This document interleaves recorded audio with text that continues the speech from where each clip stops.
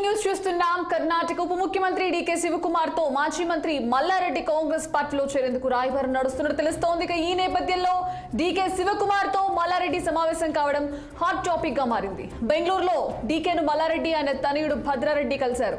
ఇరువురు తాజా రాజకీయాలపై చర్చించినట్టు తెలుస్తోంది. అల్లుడితో పాటు మల్లారెడ్డి కాంగ్రెస్ లో చేరేందుకు దాదాపు సిద్ధమయ్యారు. ఈ క్రమంలో మల్లారెడ్డి కుటుంబ సభ్యులు ఏఐసీసీ ప్రధాన కార్యదర్శి ప్రియాంక గాంధీ అపాయింట్మెంట్ కోరినట్టు తెలుస్తోంది. కొన్ని రోజులుగా మల్లారెడ్డి పార్టీ మారుతారనే ప్రచారం జోరుగా సాగుతోంది.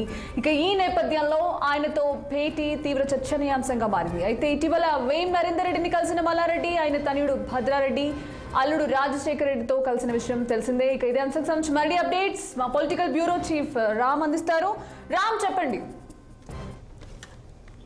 సంజన ఈ రోజు ఉదయం బెంగళూరులోని హోటల్లో కర్ణాటక ఉప ముఖ్యమంత్రి డీకే శివకుమార్ ను తెలంగాణ మాజీ మంత్రి మల్లారెడ్డి ఆయన తనయుడు భద్రారెడ్డిలు ఇద్దరు కూడా కలిశారు. ముఖ్యంగా ఇప్పటికే మల్లారెడ్డి గత కొన్ని రోజులుగా కాంగ్రెస్ లో చేరుతున్నారంటూ పెద్ద ఎత్తున ప్రచారం సాగుతుంది. ఇటీవల రాష్ట్ర ముఖ్యమంత్రి రేవంత్ రెడ్డి రాజకీయ సలహాదారుడు వేము నరేంద్ర రెడ్డి కూడా మల్లారెడ్డి తనయుడు భద్రారెడ్డి ఇద్దరు కూడా కలిశారు. దాంతో పాటు మరి రాజశేఖర రెడ్డి మల్కాజ్గిరి ఎమ్మెల్యే ఆయన అల్లుడు కూడా కలిశారు. అంటే గత కొన్ని రోజులుగా కాంగ్రెస్ బీజేపీ ఇద్దరితో కూడా సంప్రదింపు జరుగుతున్నప్పటికీ ఎక్కడ కూడా డోర్స్ ఓపెన్ లేవు అని దాంతో చర్చ. ఇటీవల మేడ్చల్ కళ్ళకోయలో సీఎం రేవంత్ రెడ్డి ప్రోగ్రామ్ లో కూడా మల్లారెడ్డిని పెద్దగా పట్టించుకున్నట్టుగా కూడా ముఖ్యమంత్రి రేవంత్ రెడ్డి వ్యవహరించారు. అది కూడా ఇష్యూ అయింది. అయితే ఈ నేపథ్యంలోనే ఇటీవల మల్లారెడ్డికి సంబంధించిన కాలేజీల బిల్డింగ్లు కానీ తర్వాత తన అల్లుడు రాజశేఖర్ రెడ్డికి సంబంధించిన కాలేజీ బిల్డింగ్లు అక్రమంగా ఆక్రమించి అక్రమ నిర్మాణాలు చేశారంటూ మున్సిపల్ అధికారులు పెద్ద ఎత్తున కూల్చివేతలు చేశారు. కూల్చివేత సమయంలో కూడా సిబ్బందిని అడ్డుకోవడం వంటి పరిణామాలు చోటు చేసినప్పటికీ ఓవైపు రాయబారం పేరుతోటి వేం నరేంద్ర దగ్గర కూడా ఇద్దరు వెళ్లారు. అయితే తాజాగా మళ్ళీ ఈ రోజు కర్ణాటకలో ప్రత్యక్షమయ్యారు. కర్ణాటక ఉప ముఖ్యమంత్రి డీకే శివకుమార్ తో కలిసి అసలు ఏం చర్చించారు ఏంటనేది మాత్రం ఫోన్ లో ఎక్కడ కూడా సంప్రదించడానికి వాళ్ళు ఫోన్ కూడా కనీసం లిఫ్ట్ చేయడం లేదు.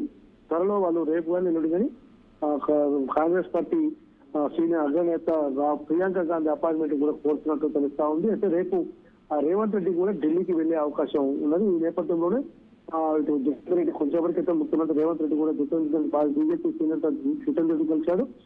ఆయన కూడా కాంగ్రెస్ చేరేందుకు రంగం సిద్ధమైనట్టు తెలుస్తా ఉంది.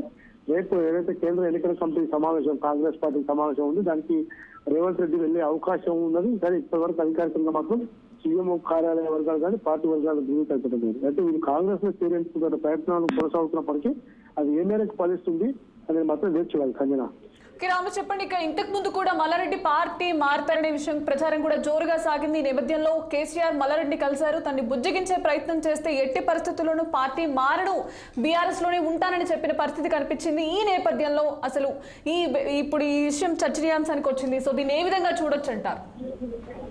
అంటే రాజకీయ సలహాదారుడు వేము నరేంద్ర రెడ్డి కలిసిన తర్వాత కూడా మల్లారెడ్డి తర్వాత కొడుకు భద్రారెడ్డి ఇద్దరు కూడా కేటీఆర్ తో కలిసి చర్చించడం జరిగింది. తాజా పరిణామాలపై చర్చించారు.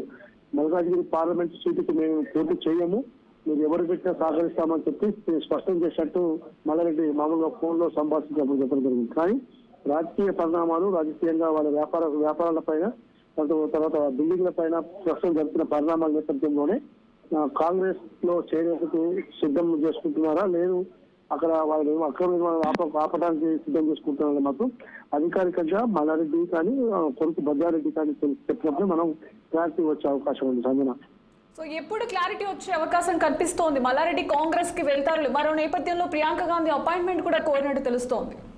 అది అధికారికంగా అటు కాంగ్రెస్ పార్టీ వర్గాలు కానీ మల్లారెడ్డి వర్గాలు ఎవరు కూడా ధృవీకరించడం లేదు. కాబట్టి వాళ్ళు అధికారికంగా ఇటు కాంగ్రెస్ పార్టీ కానీ మల్లారెడ్డి కానీ అధికారికంగా వాళ్ళు క్లారిటీ ఇచ్చినప్పుడు మాత్రమే నిజంగా ప్రియాంక గాంధీ అపాయింట్మెంట్ ఉండాలి అని మాత్రం చెప్పాలి. Okay, right. Thank you Ram.